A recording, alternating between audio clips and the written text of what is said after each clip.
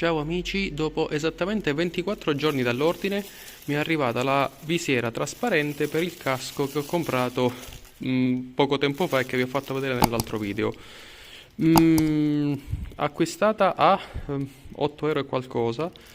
Diciamo che è confezionata bene, l'ho aperta dentro e non presenta alcun graffio, quindi forse veramente è arrivata nuova, anche gli adesivi come vedete. Dunque la monto subito ed esco adesso perché fa freddo e non c'è luce, quindi è assolutamente necessaria per l'uso del monopattino a quest'ora.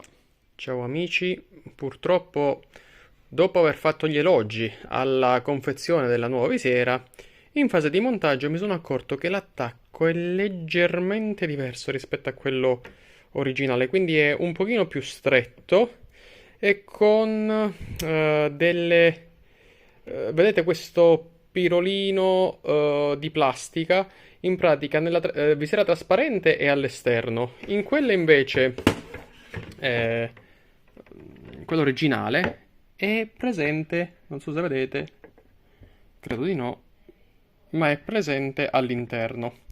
Quindi sostanzialmente c'è un attacco della visiera trasparente che è diverso rispetto a quello della visiera mm, nera, opaca.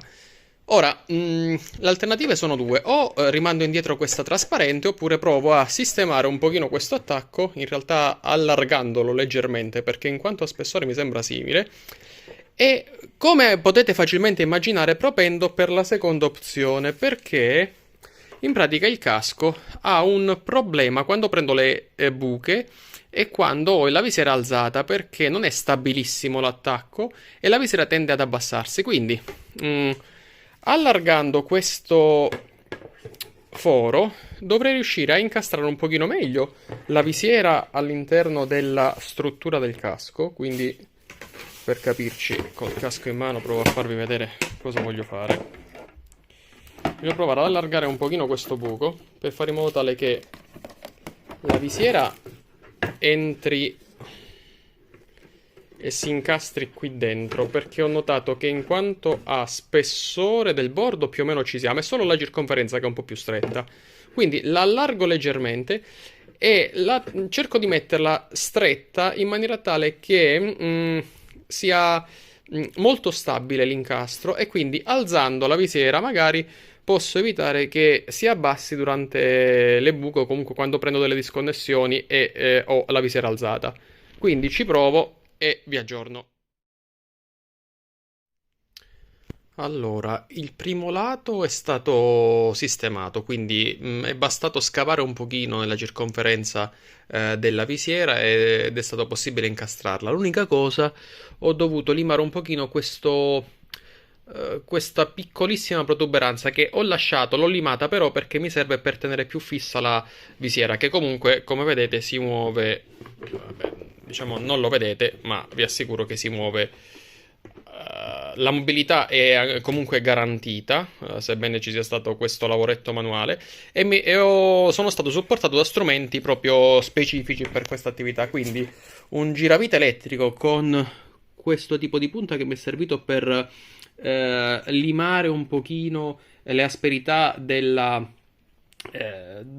tagli che ho fatto all'interno di questa circonferenza qui, e un coltellaccio che usavo per andare a funghi, che come vedete c'è ancora della limatura di plastica perché l'ho usato per grattare la circonferenza e quindi aumentare leggermente la circonferenza della visiera. Dunque continuo sulla seconda, dall'altro lato, quindi su questo lato qui, e in particolare è questa la protuberanza che devo andare un pochettino a limare, diversamente è impossibile incastrare intorno a questo gancetto la visiera. Quindi due passaggi principali: uno, allargare leggermente la circonferenza; due, levigare questa protuberanza in maniera un pochino più importante, così da arrivare più o meno a una situazione del genere. Quindi piccola protuberanza e basta.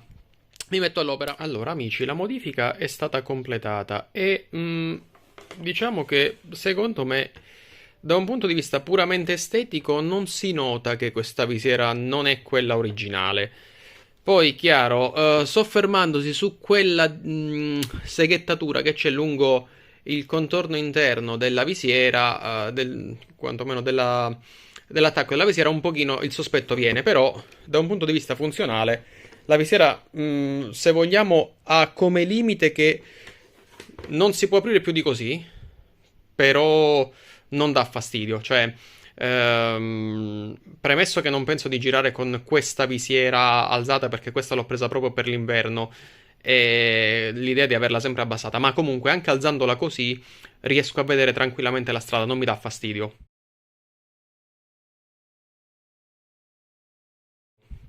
Poi si può abbassare, aspettate che così, quindi il casco è in versione totalmente chiusa.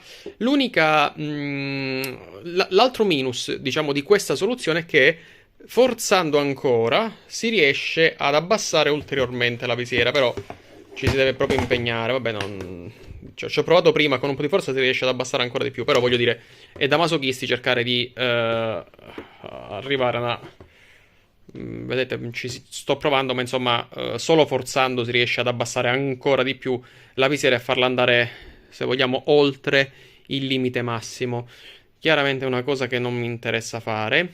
E secondo me la modifica, tutto sommato, rende questa visiera gestibile, anche perché, a differenza di quella originale, questo tipo di aggancio che alla fine va un po' più stretto rispetto a quello originale, non fa ballare la visiera, quindi mettendola, alzando la visiera, quindi come vi ho fatto vedere prima così, anche prendendo fosse, sta roba non si abbassa perché è abbastanza stretto l'incastro qui con il casco. Quindi diciamo che tenendola alzata e prendendo fosse col monopattino non si dovrebbe abbassare. E ho risolto, se vogliamo, il problema che avevo con la visera sua originale. Ora, forse in generale è chiaro, meglio prendere la visiera se la trovate esattamente uguale a quella che monta questo casco. Però nel mio caso non volevo aspettare altri 24 giorni, non volevo mandare indietro questa visiera, aprire la contestazione con il venditore.